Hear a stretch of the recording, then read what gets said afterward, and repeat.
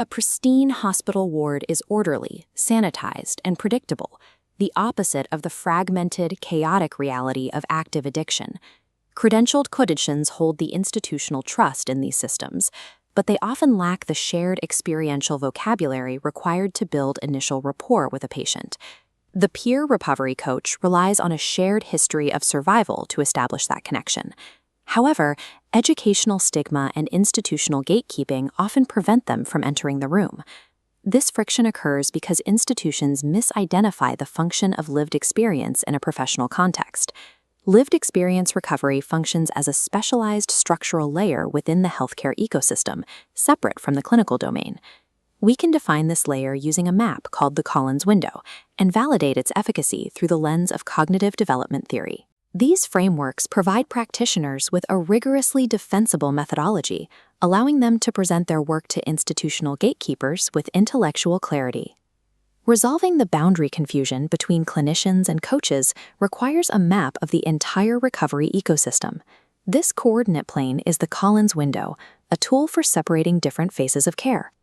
The lower hemisphere contains the medical and biopsychosocial worlds. This is the formal domain of clinical treatment.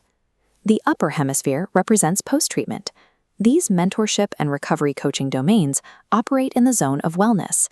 A strict professional boundary separates the clinical treatment layer from the wellness layer.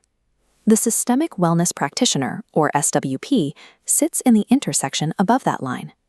SWPs work horizontally across organizational hierarchies, integrating recovery principles into leadership, management, and the general workforce. They support individuals who have already exited clinical care, focusing on the mechanics of sustained, functional living. Operating above the treatment line allows lived experience organizations to occupy a specialized space in the recovery ecosystem without assuming clinical liability. While the structural map shows where these interventions happen, cognitive psychology explains why the wellness layer requires its own pedagogical approach. Modern treatment systems trace their logic back to the behavioral psychology of B.F. Skinner.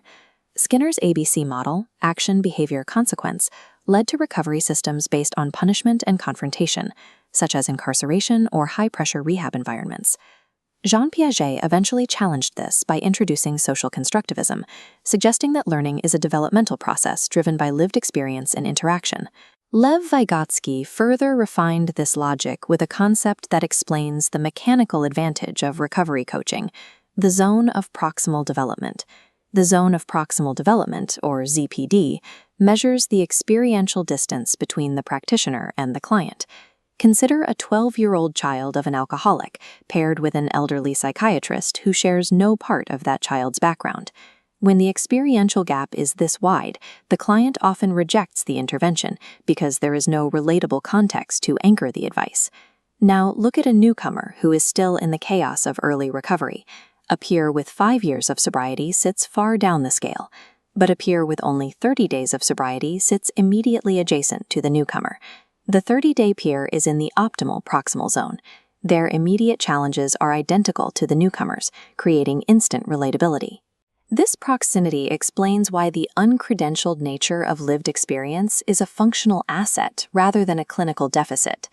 Lived experience provides the precise experiential proximity defined by Vygotsky. It proves that shared reality, not academic distance, is the primary driver of behavioral change in early recovery. The final challenge is translating this psychological efficacy into a language that institutional gatekeepers can accept.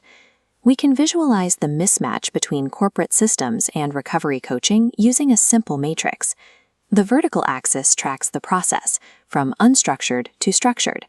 The horizontal axis tracks outcomes, from unknown to known. Corporate HR departments and healthcare funders operate in the bottom right quadrant.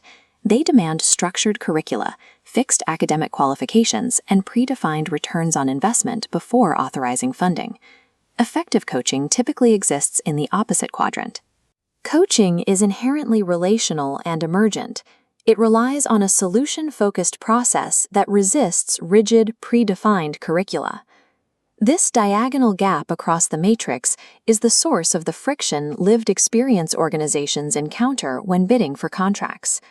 The Collins window and the ZPD serve as a translation bridge across this gap.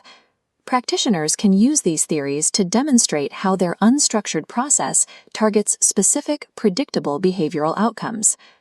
Articulating these structural and psychological foundations allow lived experience organizations to address institutional concerns and align their specialized methodology with corporate needs.